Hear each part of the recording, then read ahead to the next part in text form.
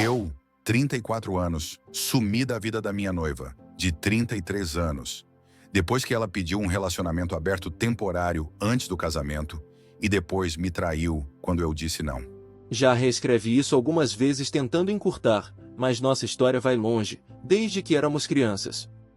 Estou procurando conselhos sobre o que fazer quando eu voltar para casa em 2 dias. Vou mudar todos os nomes, obviamente, e peço desculpas pelo tamanho dessa história. A Jen e eu éramos amigos desde a infância, nossos pais eram amigos de longa data.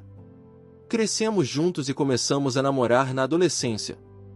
Era como se fosse algo esperado pelas nossas famílias. Eles tinham mais planos para nós do que nós mesmos.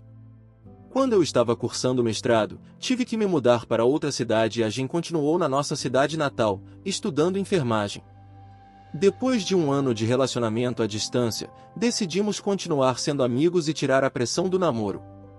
Continuamos melhores amigos e ambos namoramos outras pessoas. Era estranho porque nós dois sempre soubemos que isso era temporário e que acabaríamos voltando a ficar juntos em algum momento. Eu me formei e fiquei na cidade onde concluí o mestrado e comecei a trabalhar na minha área. Esperei uma transferência de volta para minha cidade natal, e quando consegui, fiquei muito feliz. A Jen estava em um relacionamento longo com um cara legal, mas sempre senti que ele ficava desconfiado da nossa amizade. Eu entendi o clima e me afastei por respeito, embora a Jen e eu continuássemos conversando algumas vezes por ano. Meu chefe e mentor, que vou chamar de Paulo, de 44 anos, era um cara legal e nos tornamos bons amigos. Ele me ensinou os truques do trabalho e, um dia, ele me chamou para uma conversa. Explicou que havia uma vaga aberta em uma cidade estrangeira por 2 anos e que seria anunciada em breve. Ele explicou a posição e, embora o salário não fosse enorme, todas as despesas, como aluguel, hotel e viagens, seriam cobertas. Basicamente, eu ficaria baseado em Tóquio e teria que viajar ocasionalmente para outras cidades da Ásia por alguns dias. Pensei sobre isso, conversei com meus amigos e pais. Paulo disse que era uma vaga chata, mas que seria uma ótima oportunidade para me provar e subir na carreira. Pensei, por que não?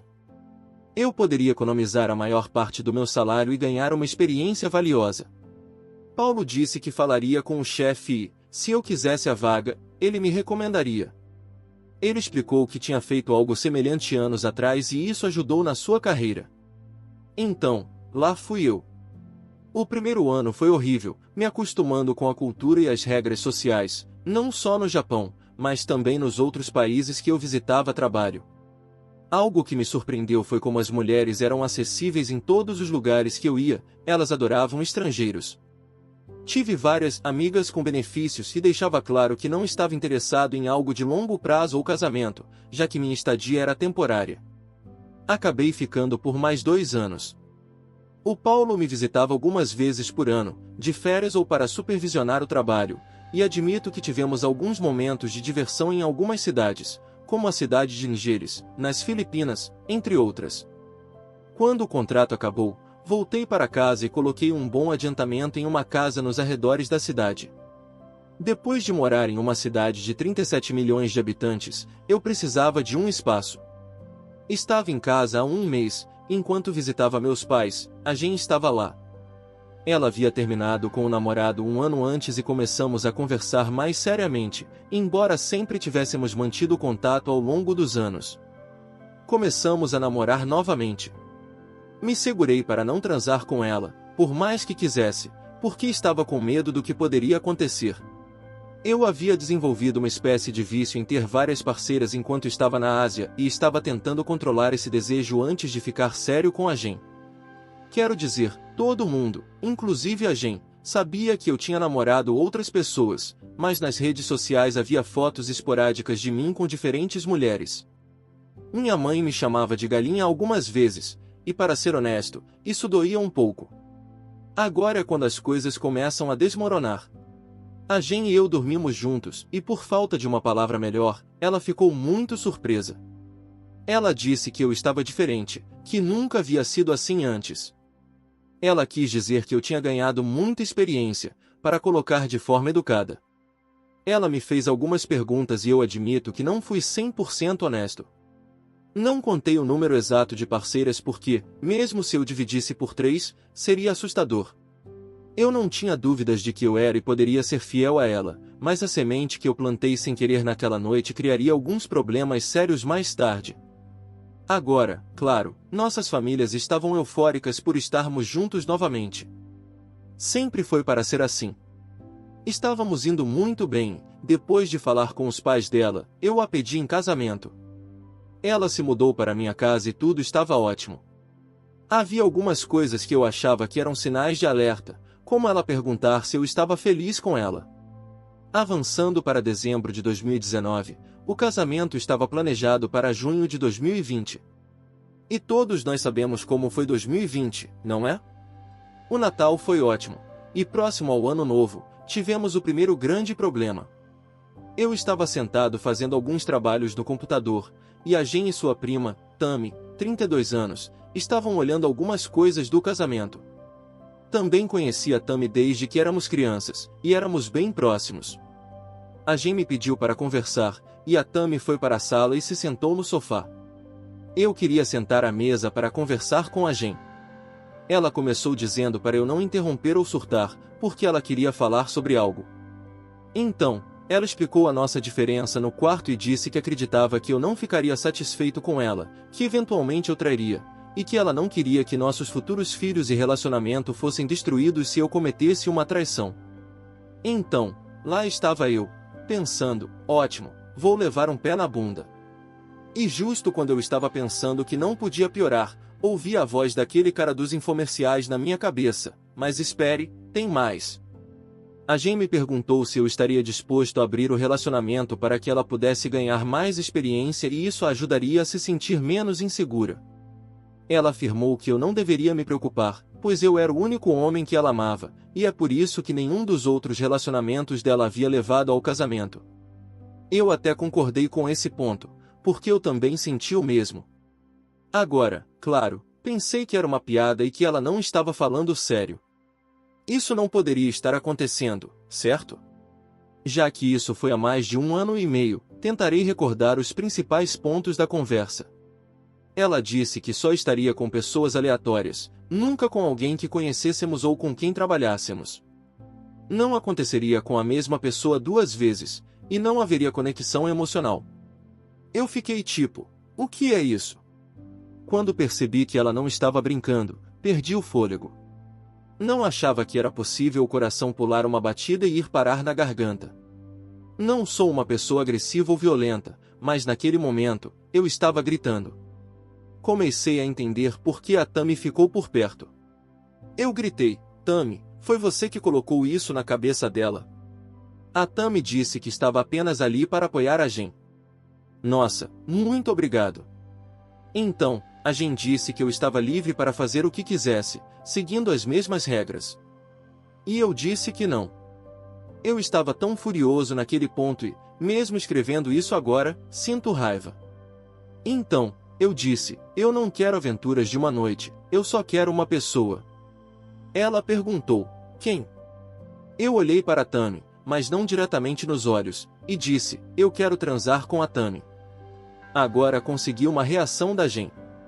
A Tammy não esperava por isso e ficou um pouco vermelha no rosto, claramente desconfortável. A Jen disse, não, ela é da família e alguém que nós dois conhecemos. É nojento você sugerir isso. Eu estava agora no mundo bizarro. De onde isso veio? Discutimos um pouco, e eu disse a ela que, se ela fizesse isso, o relacionamento estava acabado.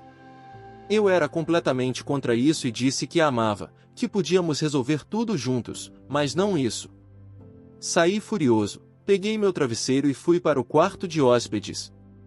Eu podia ouvi-las conversando lá embaixo por um tempo, mas não consegui distinguir o que estavam dizendo. Teria sido uma piada hilária se a conversa não tivesse durado 1 hora. Não consegui dormir a noite inteira e estava um trapo no trabalho no dia seguinte. A Jen começou 2 semanas de turnos noturnos naquele dia, então pelo menos não estaríamos em casa juntos durante esse tempo e ambos poderíamos esfriar a cabeça e revisitar o assunto mais tarde. O jantar estava sempre na geladeira para mim, com um bilhete dizendo eu te amo. Ela mandava mensagens com frequência, mas eu mantinha minhas respostas curtas. Na quinta-feira da semana seguinte, durante o turno noturno dela, fui ao computador trabalhar em alguns arquivos e notei uma notificação de e-mail na conta dela, uma reserva de hotel para um bom hotel perto do meu escritório. Eu conhecia o hotel bem, pois ia lá com colegas de trabalho às vezes. Pensei, ela deveria estar trabalhando, mas talvez queira se desculpar e me levar para uma noite especial. Na manhã seguinte, esperei a mensagem ou ligação convidando, mas o único texto que recebi foi perguntando como estava meu dia. Depois, ela disse que estava feliz por ter apenas mais uma noite de trabalho no turno noturno. Como ela teria mais uma noite de trabalho e uma reserva de hotel? Eu estava mal estressado no escritório. Comecei a procurar perfis em sites de encontros, especialmente aqueles sem fotos. Não encontrei nada. O Paulo apareceu e perguntou se eu queria sair para almoçar. Ele me viu um caco e perguntou o que estava acontecendo. O Paulo é daqueles caras durões, que seguem o lema "homens vão pelo próprio caminho", mas ele sempre apoiou meu relacionamento com a Jen. Ele sugeriu que fossemos almoçar em algum restaurante de hotel e, claro, eu pensei, não, naquele hotel, não. Ele não sabia dessa parte. Na verdade, fomos almoçar e eu estava tão mal que não consegui comer, nem sequer beber. Ele disse que eu não conseguiria trabalhar daquele jeito e que eu podia tirar o tempo que precisasse, pago ou não. Eu disse a ele que não conseguia mais ficar em casa, não podia ver a Jen, e uma parte de mim queria acreditar que não era verdade. Voltei correndo para casa e coloquei o máximo de coisas que consegui no carro e voltei para o escritório. O Paulo disse, vamos vigiar o hotel e esperar ela fazer o check-in. Quero dizer, eu não sou detetive nem nada, sou mais como um inspetor closeal. Eu estava resistindo a isso, mas precisava saber. Então, nos acomodamos no bar do lounge e comecei a beber esperando, ainda com a esperança de que não fosse verdade. Por volta das 18h30, o Paulo me deu um toque no ombro, e lá estava ela, no balcão da recepção, e não estava de uniforme. Eu queria estrangulá-la, gritar, chorar, mas não sabia o que fazer. Esperamos uns 10 minutos depois que ela pegou o elevador e o Paulo e eu caminhamos até a recepção. Pedi à recepcionista para me transferir para o quarto da Jen, e o telefone tocou. Assim que ela atendeu, comecei a gritar no telefone. Ela parecia confusa. Eu disse, Jen, eu te avisei, se você fizesse isso, estava acabado. O casamento está cancelado, o relacionamento acabou. Desliguei o telefone e saí de lá rapidamente. Agora, para onde eu iria? Voltei para a casa do Paulo, e meu telefone começou a tocar sem parar. A única pessoa para quem liguei foi meu pai. Expliquei, em termos PG, menos explícitos, o que tinha acontecido e que eu precisava sair da cidade por um tempo. Não foi uma conversa, e me sinto mal por como falei com meu velho. O telefone não parou de tocar por 2 dias. Todo mundo no mundo me ligou, mas eu não atendi. Eu não sabia o que fazer. A única forma de descrever como eu me sentia era como se estivesse andando debaixo d'água. O Paulo mencionou algumas questões financeiras que eu deveria resolver para me proteger, mas eu nem estava pensando nisso. A casa, o casamento, os empréstimos do carro. Mantínhamos contas separadas, uma para o casamento e outra para as contas da casa, mas eu não dava a mínima. No dia seguinte, mandei um e-mail para a Jen dizendo que aquela seria a nossa última comunicação e que eu estava deixando a cidade por um tempo. O casamento e tudo mais estava cancelado. Liguei de novo para o meu pai e falei com ele por um bom tempo. Ele estava arrasado, mas entendeu que eu precisava de tempo e espaço. Ele disse que ainda tinha esperanças de que a gente pudesse resolver. 10 dias depois, peguei um avião e fui para Bali. Não respondi nenhuma das mensagens ou e-mails dela ou de qualquer pessoa. Não sei se ela saiu do hotel naquela noite ou se ficou. Eu não me importava. Eventualmente, cheguei em Bali e me afundei na bebida por um mês inteiro, me desconectei de tudo, exceto das ligações para meu pai e do trabalho. Eu nem me importava se fosse demitido. Gostaria de dizer que me diverti, mas a maior parte do tempo eu estava apenas bêbado. Sentia muita raiva, vergonha e ódio por como as coisas tinham acontecido. Mantive contato com o Paulo sobre minha licença, e após 3 semanas ele me perguntou se eu poderia voltar a Tóquio para cuidar de algumas coisas. Conversamos sobre o novo vírus global, e mencionei que talvez fosse hora de voltar ao Canadá para resolver as coisas, pois ouvi rumores de possíveis lockdowns. Cheguei a Tóquio no dia 1º de março, e foi bom voltar ao trabalho, mesmo que fosse pouca coisa. Depois de ouvir que os lockdowns estavam chegando, o Paulo sugeriu que eu voltasse ao Canadá, mas eu disse, só vai durar de 30 a 60 dias. Preciso de tempo para planejar meu próximo passo. 30 a 60 dias. Fala sério. Eu fiquei no Japão por mais um ano antes de ser vacinado, mas nessa altura eu já não queria mais voltar para casa. Minha casa estava alugada, e eu falava com minha família, mas recusava qualquer informação sobre a GEM. No dia 21 de setembro, recebi a notícia de que meu pai teve um ataque cardíaco. Ele estava bem, mas precisaria de uma cirurgia de ponte de safena tripla. Essa cirurgia é séria, embora não tanto quanto era 40 anos atrás, mas eu ainda queria vê-lo, só por precaução. Eu sabia que, ao voltar para casa, seria um caos, e eu realmente não queria isso. Eu só queria ver meus pais e agradecer ao Paulo por tudo que ele fez por mim, mesmo eu sendo egoísta. Mas sabia que teria que ver a GEM, e não fazia ideia de como eu me sentiria ou pensaria. Desculpe pelo tamanho desse texto, mesmo assim eu deixei muita coisa de fora. Qualquer conselho, dicas ou até insultos seriam bem-vindos. Estou embarcando em 4 horas e aterrissarei em cerca de 24 horas. A atualização: depois de pousar, fui ver meu pai. Ele está com boa aparência e, na verdade, animado para a cirurgia. Minha mãe está bem, mas obviamente preocupada. Passei quase as primeiras 24 horas ao lado dele, e acho que falamos sobre tudo, exceto sobre coisas pesadas. Não queria estressá-lo. Disse a ele que estava lá para ele, mas que também estava usando essa viagem para reorganizar minha vida, fechar algumas portas e abrir outras. No segundo dia, o Paulo e eu nos encontramos em um bar local perto do escritório.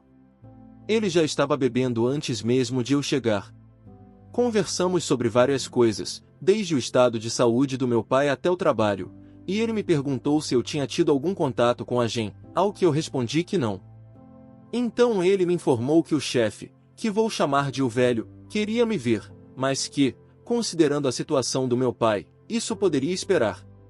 Sabia que eu estava encrencado e disse ao Paulo, é melhor acabar logo com isso, tenho uma lista de coisas que preciso resolver este mês, então posso começar a riscar alguns itens. Encontrar a GEM era um deles. Entrei no escritório pela primeira vez em, sei lá, quanto tempo. Muitas pessoas não estavam mais lá, algumas caras novas, mas as pessoas de sempre ainda estavam por ali. Alguns me cumprimentaram com acenos de cabeça. Subimos até o escritório do velho, e eu nunca tinha estado lá antes. Entramos, e ele fez sinal para sentarmos. Eu nunca tinha conversado com o velho antes. Ele até andava pelo escritório de vez em quando, mas as pessoas se afastavam dele como se ele fosse Moisés abrindo o Mar Vermelho. Essa foi a conversa que tivemos. Velho, bom dia, senhores. Esta é uma reunião fechada, e tudo que for discutido aqui é confidencial, blá, blá, blá. O velho começou a desabafar sobre responsabilidade e dedicação. Ele tinha alguns pontos válidos, tenho que admitir. Olhou para o Paulo e perguntou por que deveriam me manter na empresa. O Paulo respondeu, ele faz um ótimo trabalho, salvou várias contas e conquistou muitas novas. Além disso, não conseguimos encontrar ninguém para fazer o trabalho por 20% abaixo do valor de mercado como estamos pagando a ele. Eu pensei, o quê? Então o Paulo e o velho começaram a rir como loucos, como naquela cena do bar no filme asterisco Os Bons Companheiros asterisco. O velho enxugou uma lágrima do olho e disse ao Paulo, é por isso que você é o melhor vice-presidente que temos. Eu ganho um bom salário, mas, caramba, me senti desvalorizado. O velho olhou para mim e inclinou-se para frente. Escuta, garoto, eu sei que você teve alguns problemas com sua mulher, então vou te dar um conselho. Ele citou o nome de algum cara, e não sei se estou lembrando palavra por palavra, mas a ideia era a seguinte. Deus dá às mulheres sobrancelhas, e elas as arrancam e desenham novas. Deus dá a elas um rosto, e elas pintam um novo por cima. Deus dá a elas seios, e elas compram sutiãs push-up. Deus dá a elas um corpo, e, ainda insatisfeitas, elas compram roupas que mudam essa forma. Se o próprio Deus não pode agradá-las, como você pode? Cara, isso realmente me deu um nó na cabeça. O velho olhou para o Paulo. Posso confiar que você lidará com isso de forma adequada? Sua mãe me mataria se eu tivesse que demitir você. Foi aí que percebi, eles eram parentes. O Paulo e eu saímos, e eu olhei para ele e disse, 20% a menos, cara, sério. Ele colocou o braço em volta de mim e disse, não se preocupe com isso, eu te cubro. Então, estou sendo demitido ou disciplinado? Não, idiota, você está sendo promovido. Ele me deu um beijo na lateral da cabeça e disse, você poderia ter me avisado antes, seu... Não, foi bem mais engraçado assim. Eu senti sua falta, garoto. Agora, vamos encher a cara. Eram 8h30 da manhã. Paulo, quem faz isso? Eu faço. Você ainda tem muito a aprender sobre como aproveitar a vida. Isso não me surpreendeu, vindo dele. O que esperar de alguém que ficou bêbado antes de uma cerimônia de Onsaki no Japão e acabou brigando com um macaco? E perdeu, eu diria, em uma fonte termal no Japão. No final, nós realmente fomos beber. Conversamos sobre o trabalho e sobre o que estava por vir. Falamos sobre a Jen, e ele me aconselhou que eu realmente deveria encontrá-la para ter um encerramento. Ele disse que ambos fizemos coisas estúpidas, mas que somos boas pessoas. Quando eu obtivesse esse fechamento, então poderia seguir em frente sem um peso emocional me segurando. Ele disse que, depois disso, poderíamos falar sobre meu futuro profissional, sobre o que eu queria fazer e para onde queria ir. Então, esse item estava riscado da lista, ainda tenho um emprego, meu pai está se recuperando bem, mas ainda resta o assunto da Jen, que tem estado constantemente em meus pensamentos. Desbloqueei ela no Facebook e rolei o feed para me preparar para o que estava por vir. Mandei uma mensagem privada e perguntei se poderíamos nos encontrar para jantar em breve. Trocamos algumas cortesias e combinamos de nos encontrar para jantar nos próximos dias. Esse será meu próximo relato. Atualização final. Jen e eu combinamos de nos encontrar em um restaurante algumas horas depois do turno dela. Indo para esse encontro, eu tinha medo de duas coisas, que minha raiva ainda estivesse lá e eu agisse de acordo, ou que meu amor por ela ainda estivesse lá e eu agisse de acordo. Eu esperava encontrar um meio-termo confortável. Todos os meus planos saíram pela janela no momento em que ela entrou pela porta. Ela estava linda. Sorriu, caminhou até mim, e meu estômago ficou embrulhado.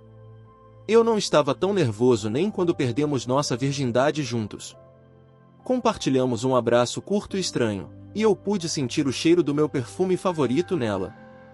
Será que ela estava prestes a me bombardear de amor ou tentar jogar algum truque emocional? Será que estava em outro relacionamento e queria me mostrar o que eu perdi? Nenhum anel no dedo, nem mesmo o que eu dei a ela. Conversamos sobre meu pai primeiro, e ela me disse que sempre o verificava quando estava de plantão, assegurando-me que o cirurgião responsável pela ponte de Safena era um dos melhores. Passamos para conversas leves, como a carga extrema de trabalho dela durante a pandemia e o que eu vivi durante o lockdown em Tóquio. Eu estava prestes a desmoronar por dentro. Eu disse a mim mesmo que precisava disso para consolidar esses sentimentos e finalmente seguir em frente. Parecia que estávamos evitando o elefante na sala por um tempo dolorosamente longo, e ela finalmente me olhou e seu rosto mudou. O resto da conversa é um borrão, mas tentarei contar o melhor que puder. Primeiro, quero te dizer o quanto eu sinto pelo que aconteceu e por ter te machucado. Você sente por ter sido pega ou realmente sente por como me machucou? Claro que sinto pelo que isso fez com você, pelo que fez com nossas vidas e nosso futuro. Eu joguei tudo fora por causa da minha insegurança. Então você planejou isso por causa da sua insegurança ou queria secretamente me punir pelas pessoas com quem estive quando não estávamos juntos? Talvez os dois, mas deixe-me dizer que qualquer outro homem que esteve na minha vida antes de ficarmos noivos, eu nunca amei como amei você. Tim, meu ex antes de você, me traiu porque sempre dizia que nunca poderia competir com o que eu sentia por você. Nós terminamos por isso. Eu não sabia disso e, para ser honesto, nunca me senti mal por ele ter me traído. Eu nunca quis que você soubesse que eu ia dormir com outro homem. Achei que poderia me desvincular emocionalmente disso, e mesmo se você descobrisse, poderíamos superar isso como sempre superamos tudo. Você pensou muito errado. Foi provavelmente a coisa mais dolorosa que já experimentei. Eu não precisava que você fosse perfeita ou experiente, só precisava que você fosse minha. Todos eles, Jen, cada um deles, nunca poderiam se comparar ao que eu sentia por você. Mas agora eu estou pensando, era um sentimento real ou a projeção do sonho que nossa família queria ou a fantasia que esperávamos? Começou a ficar emocional e Jen se desculpou e foi ao banheiro para se recompor. Estávamos em um restaurante de tamanho médio, e apenas algumas mesas estavam ocupadas. Paul veio como apoio, como alguns de vocês sugeriram, e estrategicamente se colocou em um lounge isolado. Eu olhei para ele em busca de encorajamento ou um sinal positivo, e ele estava tendo uma conversa bastante animada com duas mulheres atraentes, rindo, gesticulando e tudo mais. Ele finalmente olhou para mim e deu um sinal de positivo com uma expressão de dúvida, e eu soube que tudo estava bem. Ele sorriu, então me mostrou o dedo do meio com um sorriso e voltou às suas atividades extracurriculares. Esse cara, sério. Jen voltou e nós retomamos. Tem algo que você quer perguntar sobre aquela noite? Não pode ser desfeito, não importa. Nada aconteceu. Eu nem tinha certeza se conseguiria fazer aquilo quando você ligou para o quarto. Aquilo me assustou muito, e eu corri para o saguão, mas você já tinha ido. Agora não importa. Eu não estou aqui para reviver o passado, quero que a gente trabalhe em seguir em frente. Você pode me perdoar? Claro que posso te perdoar, e eu te perdoo. Você não é uma pessoa horrível, apenas tomou uma série de decisões horríveis que nos colocaram aqui. Não é só culpa sua, eu também deveria ter sido mais aberto e compreensivo com suas preocupações. Eu estava passando por um ciclo de emoções, do amor à raiva e ao arrependimento. Parte de mim queria gritar com ela, e outra parte queria levá-la para casa e esquecer que tudo isso aconteceu. Nas últimas semanas, eu vinha assistindo a vídeos no YouTube sobre histórias do Reddit me preparando para essa conversa e vendo homens que se puniam pelo que suas parceiras haviam feito, causando mais danos do que a própria traição. Eu estava determinado a não ser esse sim. Comecei a olhar para ela com as palavras de um velho ecoando em minha mente, rosto maquiado, unhas pintadas, vestido justo. Eu realmente a conheço. Se essa é sua aparência exterior, sua mente é a mesma? São todas iguais? Eu me endureci. E agora? Há algo no futuro para nós? Quero que você se lembre de quando éramos crianças. Quando voltávamos do parque, aquele cachorro feroz que se aproximou de nós. Eu fiquei na sua frente instintivamente para te proteger, te salvar. O dono chamou o cachorro e ele saiu correndo, apenas alguns segundos, mas quando você tem 9 anos, aquilo é bem assustador. Todos esses anos depois, eu fiquei na sua frente te amando e protegendo de tudo que viesse. Mas desta vez, quando fiquei na sua frente, dando tudo que eu tinha, você enfiou uma faca nas minhas costas, como o sapo e o escorpião. Essa frase a atingiu como um raio, e ela baixou a cabeça e chorou um pouco. Eu ainda não tinha terminado, precisava desabafar. Sinto muito. Ela tirou a caixa de anel e deslizou pela mesa até mim. Eu a deixei lá. Eu não quero isso. Estou com raiva. Você acha que quero estar aqui com meu coração pulando da garganta e você chorando? Quero estar em casa brincando com o bebê que teríamos agora. Não consigo lembrar o que foi dito nos minutos seguintes. Ela começou a chorar, cobrindo o rosto com as mãos. Eu já disse coisas horríveis na vida, mas essa foi a pior. Eu me desculpei e disse que aquilo foi longe demais. Isso me tirou do modo de raiva. O resto da conversa foi mais calma, e depois de ter liberado essa tensão, tivemos uma conversa normal, apenas sobre a vida e o futuro, porque nossos pais são muito próximos e sua mãe e pai são como minha segunda família, e vice-versa.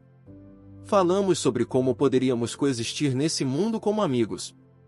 Reconciliação não está na mesa. Ela se levantou para ir embora, e nos abraçamos por um longo tempo. Vou deixar isso por aqui e terminar o resto amanhã. Foram dias longos. Eu nunca entendi a lógica de eu te amo, podemos ter um relacionamento aberto. Ninguém com um mínimo de amor próprio concordaria com isso.